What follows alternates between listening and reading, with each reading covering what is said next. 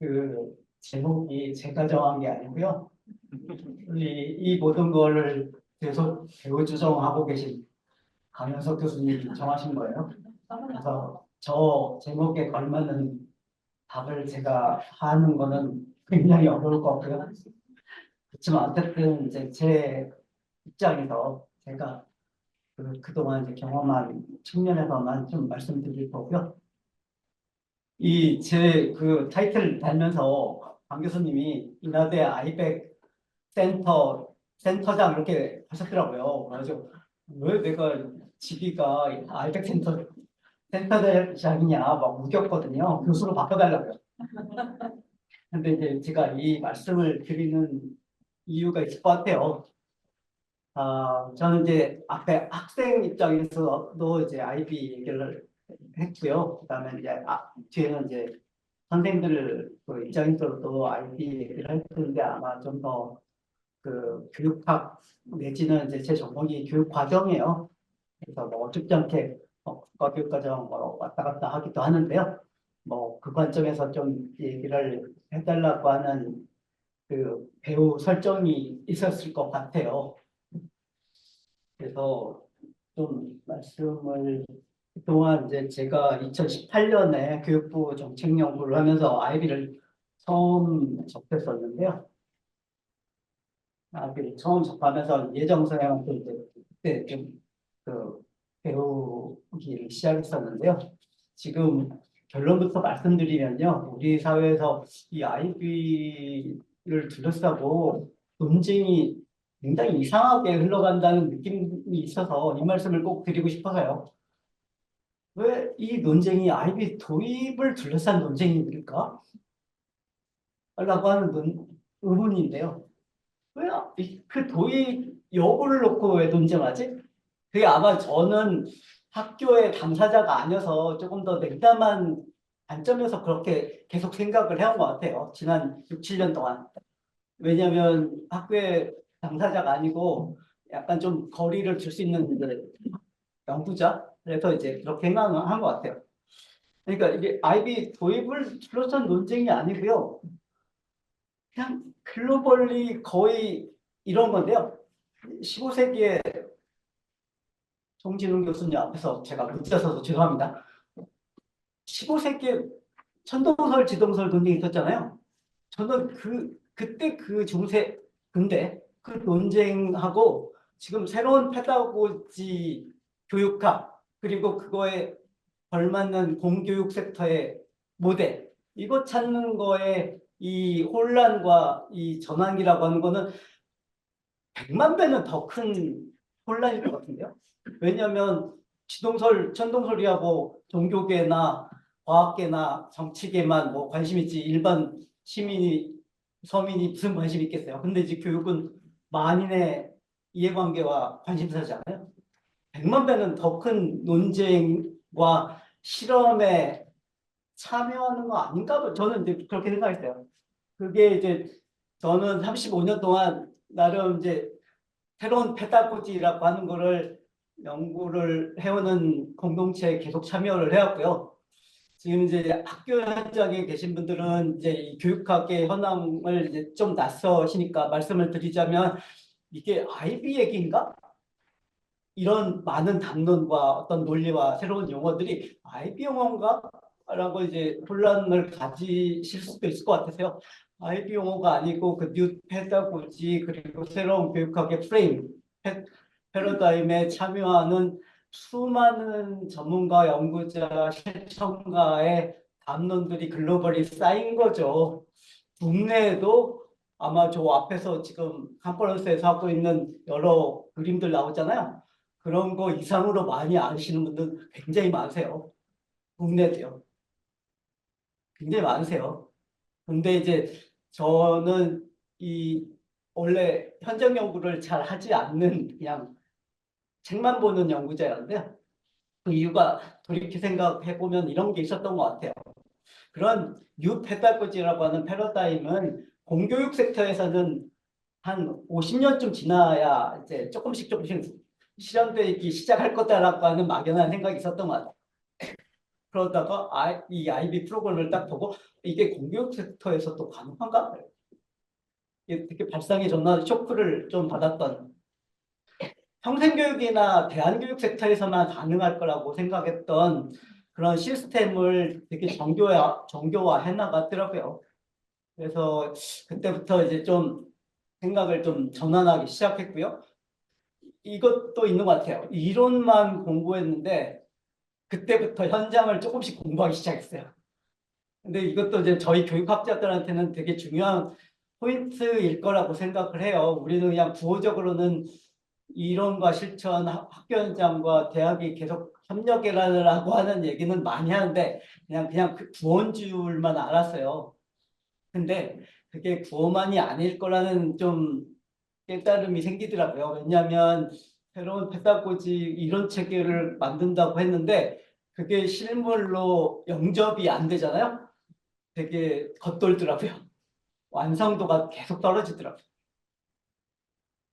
근데 이제 아이비를 보면서 이제 실물, 뭐 실험이라는 용어 쓰면 좀 그렇지만 그 실행의 어떤 구체적인 모습을 보기 시작하면서 이제 이론도 조금씩 조정해 나가고 하면서 완성도를 좀 갖춰 나가는 지금 상황인 것 같아요. 그래서 저도 이제 이 교육학 하시는 분들한테 그동안 뭐 오해도 굉장히 많이 받고요.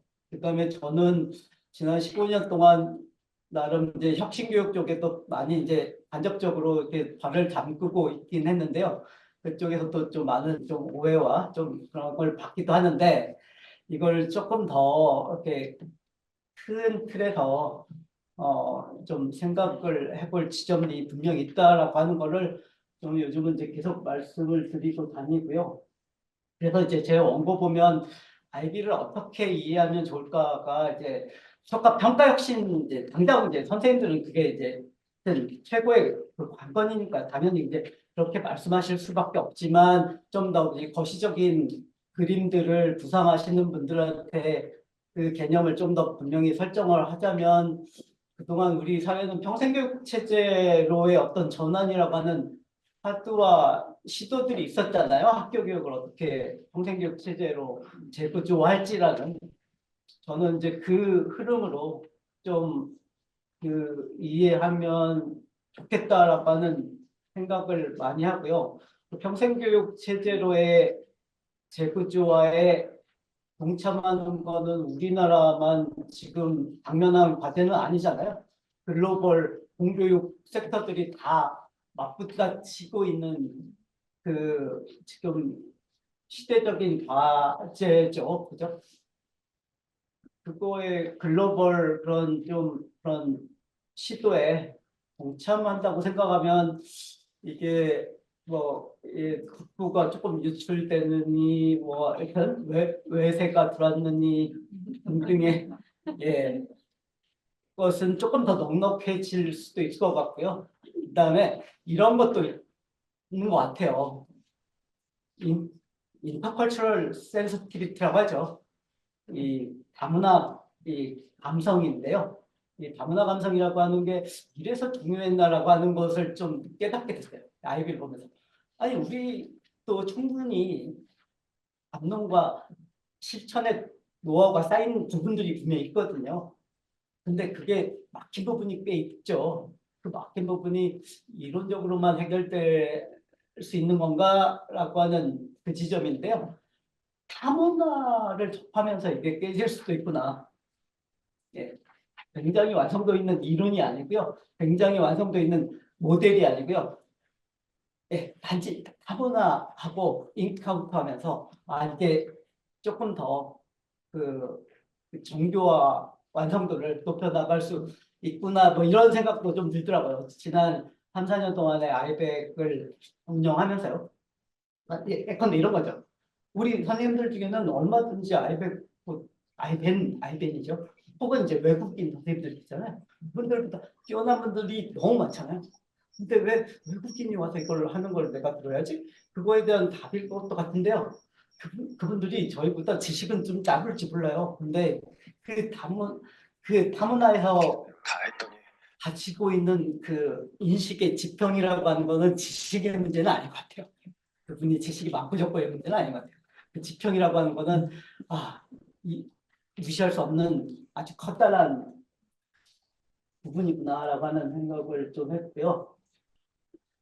제 발표가 15분밖에 안 됩니다. 제가 PPT를 15장을 만들어가지고 어젯밤에 이혜정생하고 공유했는데요. 15분인데 왜 그랬대? 이렇게.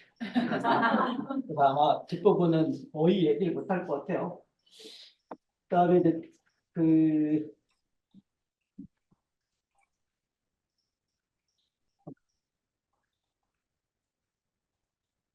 이런 내용인데요. 그 국가교육과정 입장에서 보면 흐름은 이건 것 같아요. 우리 국가교육과정도 2022에서 역량을 조금 더 가치태도 중심으로 옮겨가려고 시도를 하고 있어요. 그래서 나름 방향을 잘 잡고 시도를 하고 있는데 국가교육과정 환경이 아시다시피 너무 어려워요. 아까 일본 교수님이 말씀하신 대로 지식에 너무 진심해요. 지식에 너무 진심해요. 근데 그 지식에 너무 진심이라고 하는 게 진짜 지식의 진심일까요? 아니면 지식의 진심 이면에는 사회문화적인 어떤 뭔가를 반영할 것 같아요. 사회문화적인 어떤 우리 사회가 가지고 있는 문제들이 있잖아요. 양극화와 어떤 이원화된 가치 추구와 이런 것들이 뒤에서 그거를 지탱을 하고 있는 것 같아요. 지식의 진심을. 그래서 계속 이 가치 태도로 역량을 밀고 나가는데 굉장히 힘들죠. 그 가치 태도 부분을 밀고 나가는데 가장 힘든 게 첫 번째 힘든 게 좌초되는 게 여기라고 하는 건 아마 선생님들이 너무 잘 아실 거예요. 그 가치 태도라고 하는 걸 성취 기준, 효과 목표로 뭔가 잡으려고 하는데 안 잡혀요. 절대 안 잡혀요. 근데 그에 비해서 IB는 한 문장의 성취 기준이 아니고 프레임워크라고 하는 걸로 그걸 잡더라고요. 기능과 가치 태도를 교과별 특성에 맞게 어떻게 가이드하는지죠. 그 문서에 많은 선생님들이 되게 열광하는 걸 제가 보고 그 지점이었구나라고 하는 걸 깨달았고요. 그다음에 그 어세스먼트라고 하는 단어를 우리 이기동 선생님이 항상 얘기하는데 우리나라에는 어세스먼트에 해당되는 상식적 개념이 없잖아 뭐 이런 얘기인데요. 이밸류에이션하고 어세스먼트를 분리시켜서 생각을 못한다는 거죠. 그래서 어세스먼트도 평가고 이밸류에이션도 평가예요. IB는 전체 프레임이 교육과정 수업 평가의 전체 프레임이 셀프 어세스먼트가 어떻게 하면 작동하냐에 대한 시스템이더라고요. 셀프 어세스먼트. 근데 그 셀프 어세스먼트에 해당되는 우리 단어가 없더라고요. 이걸 어떻게 해결하죠? 그게 아마 다음에 어떤 과제일 것 같고요. 그 다음에 또 하나는 우리 사회에서 개개인성이 갖는 보편적 가치를 우리 사회가 포용을 해줄 거냐 말 거냐의 큰 문제일 것 같아요.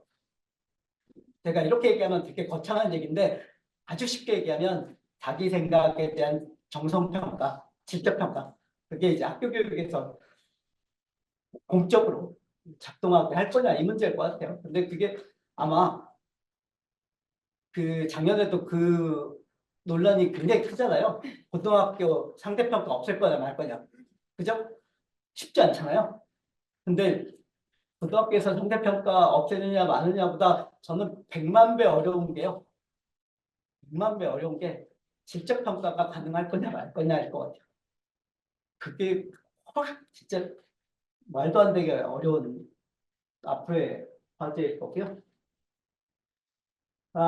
결론만 빨리 말씀드리면 이제 그 이게 다른 의미의 이제 지식 얘기일 것 같은데요. 그게 전체적인 프레임이 잘 잡아 나가면서 IB를 밀착시키는 게 과제일 것 같고요. 그렇지 않으면 이 글로벌 스탠다드가 갖고 있는 양면성 있잖아요. 그죠? 다들 아실 것 같아요. 이 신자유주의의 어떤 그런 어떤 메리토크라시로 흐를 거냐 아니면 그 공동체주의로 흐를 거냐 그런 오리엔테이션을 좀 분명히 하면서 이 아이비를 계속 좀 실험에 동참하는 게 굉장히 중요하다는 생각을 할 것 같고요. 그래서 이제 그거에 대한 어떤 좀 큰 좌표의 설정을 어떤 평생교육 담론에서 좀 찾아보려고 하는 게 저희 좀 지금 고민입니다. 그걸 이제 결론적으로 말씀드리고 제 얘기를 마칠게요. 네, 고맙습니다.